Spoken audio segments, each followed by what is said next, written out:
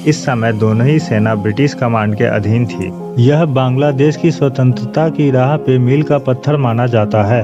उस समय वहां के रक्षा सचिव इस्कंदर मिर्जा ने सेना के पद के चयन के लिए पैरवी करने में महत्वपूर्ण भूमिका निभाई। यूनाइटेड किंगडम से सीनियर स्टाफ ऑफिसर्स का कोर्स पूरा करने के बाद कमान संभालने के रास्ते में एक हवाई जहाज दुर्घटना में उनकी मृत्यु हो गई। देखिए, लोग खुद को ही प्रमोट कर रहे हैं। इस तथ्य के बावजूद कि उनका नाम नामांकन सूची में शामिल नहीं किया गया था और इसी के साथ उन्होंने अपना पैर खुद कुल्हाड़ी पर दे मारा। नमस्कार दोस्तों, स्वागत है हमारे चैनल के हिस्ट्री सीरीज़ में। इस सीरीज़ का यह पहला वीडियो है और इसमें आपके लिए हम लेकर आए हैं पाकिस्तान में आए अब तक के आर्मी चीफ्स की डिटेल कि कैसे वो पावर में आए, उन्होंने क्या डिसीजंस लिए और कैसे उनका तख्तापलट हुआ। तो चलिए वीडियो को शुरू करते हैं। अगर आपको यह वीडियो पसंद आता है तो प्लीज़ इस वीडियो को लाइक करें और इसे शेयर करें, और अगर आपको यह जानकारियाँ बहुत अच्छी लगती हैं तो प्लीज़ हमारे चैनल को सब्सक्राइब करें ताकि हम आपके पास ऐसी और जानकारियाँ लेकर आ सकें। धन्यवाद। इस लिस्ट में पहला नाम है जनरल फ्रैंक मैसेसर्वी का। यह पाकिस्तानी सेना के पहले कमांडर इन चीफ थे। इनका सेवाकाल 15 अगस्त 1947 से 10 फरवरी 1948 तक था। इससे पहले यह 1946 से 1947 में भारत के नॉर्दर्न कमांड के general officer commanding in chief थे। इनका निकनेम बियर्डेड मैन था। साल 1947 के कश्मीर पर जबरन कब्जा करने के पाकिस्तानी प्रयासों में मैसेसर्वी जल्द ही फंस गए। 20 अगस्त को मैसेसर्वी द्वारा हस्ताक्षरित एक पत्र उत्तर पश्चिमी पाकिस्तान के सभी ब्रिगेड मुख्यालयों को भेजा गया, जिसमें ऑपरेशन गुलमर्ग की योजना थी। योजना के अनुसार कश्मीर पर एक आर्म्ड आक्रमण के लिए 20 लश्करों को उत्तर पश्चिमी पाकिस्तान में विभिन्न ब्रिगेड लोकेशन पर आर्म्ड और ट्रेंड किया जाना था, परंतु यह जानकारी लीक हो गई। एक पत्र एक भारतीय अधिकारी मेजर ओंकार सिंह कालकट के हाथ पड़ गई।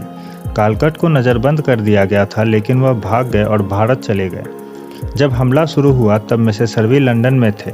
जनरल स्टाफ के चीफ जनरल डगलस ग्रेसी को कार्यवाहक कमांडर इन चीफ के रूप में छोड़कर उनकी वापसी पर वह दिल्ली रुक गए। वहां जब लॉर्ड माउंटबेटन ने उनसे पूछा तो उन्होंने कहा कि न उनसे मांगा गया और न उन्होंने आदिवासियों को कोई सहायता प्रदान की थी, लेकिन एक हफ्ते के भीतर वह पाकिस्तानी हमलावर बलों को हथियार और गोला बारूद उपलब्ध कराते हुए पाए गए। बाद में मैसेसर्वी ने NWFP के गवर्नर जॉर्ज कनिंघम से शिकायत की कि माउंटबेटन हिंदुओं के पक्ष में चले गए हैं। कई पाकिस्तानी अधिकारी बताते हैं कि मैसेसर्वी और ग्रेसी दोनों ही पाकिस्तान के कश्मीर युद्ध के दिन प्रतिदिन के कार्यों को चलाने में शामिल थे। पाकिस्तानी अधिकारियों को विद्रोही बलों की कमान संभालने के लिए भेजा गया था और रिकॉर्ड में एब्सेंट के रूप में दिखाया गया। फिर भी मैसेसर्वी ने 12 नवंबर 1947 को एक बयान जारी किया, जिसमें उन्होंने इस बात से इनकार किया कि पाकिस्तान सेना का कोई भी अधिकारी कश्मीर में संचालन का निर्देशन कर रहा है, जिसे पाकिस्तान द्वारा UN सिक्योरिटी काउंसिल की बहस में पाकिस्तान की बेगुनाही के सबूत के रूप में पेश किया गया था। मैसेसर्वी को 15 फरवरी 1948 में उनके पद से मुक्त कर दिया गया। उन्होंने एशियाटिक रिव्यू में एक आर्टिकल लिखा, जिसमें उन्होंने भारत पर आरोप लगाया कि भारत ने घटना से कई हफ्ते पहले ही कश्मीर में मिलिट्री इंटरवेंशन करने की योजना बनाई थी। उन्होंने कहा, यदि भारत समर्थक नेशनल कॉन्फ्रेंस पार्टी को कश्मीर में सत्ता संभालने की अनुमति दी जाती है तो भारत एक जनमत संग्रह जीत सकता है, लेकिन अगर पाकिस्तान को अपने कब्जे वाले क्षेत्रों पर कब्जा करने की अनुमति दी गई तो पाकिस्तान की जीत भी निश्चित है। उन्हें कुछ संदेह था कि कश्मीर के लोग किस प्रभुत्व को चुनेंगे। इस लिस्ट में दूसरा नाम जनरल डगलस ग्रेसी का है। जनरल डगलस ग्रेसी पाकिस्तान के सेकंड कमांडर इन चीफ थे। जब 1947 के अंत में ब्रिटिश भारत का विभाजन हुआ तो ग्रेसी 1948 में पाकिस्तानी सेना के कमांडर इन चीफ बनने से पहले पाकिस्तानी सेना के जनरल स्टाफ और डिप्टी कमांडर इन चीफ बने। जब 2 अक्टूबर 1947 को कश्मीर पर पाकिस्तानी कबालियों का हमला हुआ तो मैसेसर्वी लंदन में थे और ग्रेसी सेना प्रमुख के रूप में कार्य कर रहे थे। उन्होंने मोहम्मद अली जिन्ना के आदेश अनुसार कश्मीर के मोर्चे पर पाकिस्तानी सैनिकों को भेजने से इनकार कर दिया। और इस मुद्दे को भारतीय और पाकिस्तानी सेना के सुप्रीम कमांडर क्लाउड ऑचिनलेक के पास भेज दिया।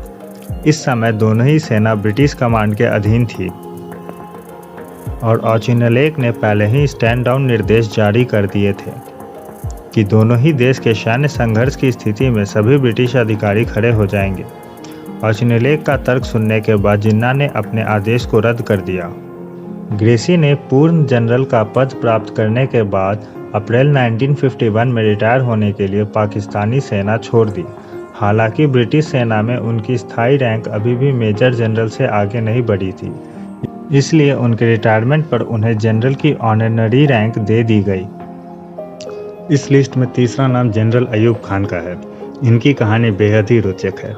अयूब खान एक 5 स्टार पाकिस्तानी जनरल और पाकिस्तान के दूसरे राष्ट्रपति थे, जिन्होंने 1958 में तख्ता पलट के माध्यम से पहले राष्ट्रपति इस्कंदर मिर्जा से जबरन राष्ट्रपति पद ग्रहण किया, जो इस देश का पहला सफल तख्ता पलट था। पाकिस्तान आर्मी के नेशनलाइजेशन के आह्वान के दबाव में जनरल ग्रेसी ने 23 जनवरी 1951 को पाकिस्तानी सेना की कमान छोड़ दी थी। इसके बाद पाकिस्तानी सरकार ने पहले ही थल, जल और वायु सेना के स्थानीय कमांडर इन चीफ के नियुक्ति के लिए बुलाया और ब्रिटिश मिलिट्री डेप्यूटेशन अपॉइंटमेंट्स को डिसमिस कर दिया। जनरल हेडक्वार्टर ने प्राइम मिनिस्टर सेक्रेटेरिएट को कमांडर इन चीफ के नियुक्ति के लिए पत्र भेजे, जिसमें 4 वरिष्ठ अधिकारी थे, जिसमें सबसे वरिष्ठ मेजर जनरल अकबर खान थे, क्योंकि उन्हें 1920 में ही कमीशन दिया गया था। परंतु प्रारंभ में मेजर जनरल इफ्तिखार खान 1929 में कमीशन, जिन्हें सेना के पहले देसी कमांडर इन चीफ के रूप में नियुक्त किया गया। परंतु यूनाइटेड किंगडम से सीनियर स्टाफ ऑफिसर्स का कोर्स पूरा करने के बाद कमान संभालने के रास्ते में एक हवाई जहाज दुर्घटना में उनकी मृत्यु हो गई, जिसके बाद बाकी के तीनों रिकमेंडेड जनरल को दरकिनार कर दिया गया, जिसमें वरिष्ठतम मेजर जनरल अकबर खान और मेजर जनरल इशफाकुल मजीद भी शामिल थे। उस समय वहां के रक्षा सचिव इस्कंदर मिर्जा ने सेना के पद के चयन के लिए पैरवी करने में महत्वपूर्ण भूमिका निभाई, by presenting with convincing arguments to prime minister Ali Khan, ताकि वह junior most major general Ayub Khan को प्रमोट करे। इस तथ्य के बावजूद कि उनका नाम नामांकन सूची में शामिल नहीं किया गया था, और इसी के साथ उन्होंने अपना पैर खुद कुल्हाड़ी पर दे मारा। अयूब खान के प्रमोशन के पेपर कंट्रोवर्शियली अप्रूव किए गए थे और उन्हें 17 जनवरी 1951 को प्रधानमंत्री द्वारा lieutenant general acting full general की प्रमोशन के साथ पाकिस्तानी सेना के पहले मूल कमांडर इन चीफ के रूप में नियुक्त किया गया था। अयूब खान के पाकिस्तानी सेना के कमांडर इन चीफ बनने से देसी पाकिस्तानियों को तरजीह देने की सैन्य परंपरा में बदलाव आया। इसने ब्रिटिश मिलिट्री ऑफिसर्स के ट्रेडिशनल रोल को समाप्त कर दिया। ब्रिटिश सैन्य परंपराओं को केवल एक ब्रिटिश कमांडर और रॉयल एयर फोर्स के अधिकारियों वाले प्रमुख कर्मचारियों के कारण वायुसेना में रखा गया था। 1953 में अयूब ने तुर्की का दौरा किया और यह सेना के चीफ कमांडर के रूप में उनकी पहली विदेश यात्रा थी। इसके बाद वह यूएसए गए और सैन्य संबंध बनाने की पैरवी करने के लिए अमेरिका विदेशी विभाग और पेंटागन का दौरा किया। उन्होंने इस यात्रा को एक हेल्थ विजिट करार दिया और वहां सैन्य सहायता के लिए एक मजबूत दलील दी, जिसे भारत के विरोध के कारण नहीं माना गया। आइए अब देखते हैं अयूब खान ने कैसे इस्कंदर मिर्जा को पद से हटाकर खुद को प्रेसिडेंट बनाया। साल 1956 से 1958 पाकिस्तान में कई प्रधानमंत्री ने सरकार चलाने में विश्वास खोने के बाद इस्तीफा दे दिया। तब फिरोज नून को प्रधानमंत्री के पद के लिए चुना गया, जिन्हें पश्चिमी रिपब्लिकन पार्टी और पूर्वी अवामी लीग और कृषक श्रमिक का बहुत बड़ा समर्थन प्राप्त था। इस नए गठबंधन से राष्ट्रपति इस्कंदर मिर्जा को लगभग खतरा हो गया था, क्योंकि सुहरावर्दी और फिरोज अब शुरू होने वाले अगले चुनाव में प्रधानमंत्री और राष्ट्रपति बनने के लिए प्रचार कर रहे थे। कंजर्वेटिव पार्टी पाकिस्तान मुस्लिम लीग के अध्यक्ष AQ खान पश्चिमी पाकिस्तान में भी गति प्राप्त कर रहे थे और धरना आंदोलन की धमकी दे रहे थे। यह घटनाएं राष्ट्रपति मिर्जा के खिलाफ थी, इसलिए वह अपने फायदे के लिए पाकिस्तान की 1 यूनिट को भी भंग करने की तैयारी में थे। दोस्तों, 1 यूनिट प्रोग्राम ईस्ट और वेस्ट पाकिस्तान को एक रखने का एक प्रोग्राम था, जिसे मोहम्मद अली बोगरा ने 22 नवंबर 1954 में बनाया था। पूर्वी पाकिस्तान के राजनेता केंद्र सरकार के संचालन में अधिक बोलना चाहते थे, जिससे तनाव बढ़ गया था। इस्कंदर मिर्जा ने कई प्रमुख राजनेताओं का समर्थन खो दिया था और सुहरावर्दी द्वारा उनके खिलाफ बंगाल और पंजाब के लीडर्स को एकजुट करने की योजना से चिंतित भी थे। इसलिए उन्होंने सेना की ओर रुख किया और संविधान को निरस्त कर दिया। यह सब 7-8 अक्टूबर 1958 के दिन हुआ। राष्ट्रपति मिर्जा ने जनरल अयूब को पश्चिमी और पूर्वी पाकिस्तान में मार्शल लॉ लागू करने के लिए अपना मुख्य मार्शल लॉ प्रशासक CMLA नियुक्त किया। हालांकि जल्द ही उन्हें अपने गलती का एहसास हुआ और उन्होंने अपने निर्णय पर खेद व्यक्त किया और कहा, मेरा ऐसा करने का इरादा नहीं था। यह आश्वासन देते हुए कि मार्शल लॉ कम से कम अवधि के लिए होगा, राष्ट्रपति मिर्जा ने सेना, वायुसेना और नौसेना में अयूब के प्रतिद्वंदी अधिकारियों को संयोजित करके एक साहसिक कदम उठाया। परंतु उनकी चालबाजी से अवगत हुए अयूब 26-27 अक्टूबर 1958 की मध्य रात्रि को राष्ट्रपति भवन में एक सैन्य इकाई को भेजा और मिर्जा को निर्वासन के लिए इंग्लैंड भेज दिया।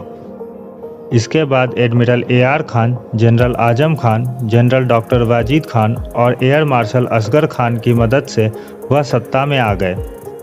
आर्मी कमांडर के रूप में इस कार्यकाल को समाप्त करने से पहले उन्होंने सारे सिविलियन मैटर्स का नियंत्रण मिलिट्री एडमिनिस्ट्रेशन के अंडर ले लिया। पब्लिक सर्कल में राष्ट्रपति मिर्जा के निष्कासन का स्वागत किया गया और मोहम्मद मूसा को नया आर्मी चीफ अपॉइंट कर दिया गया। जनरल अयूब खान ने खुद को 1959 में 5 star rank field marshal promote कर दिया।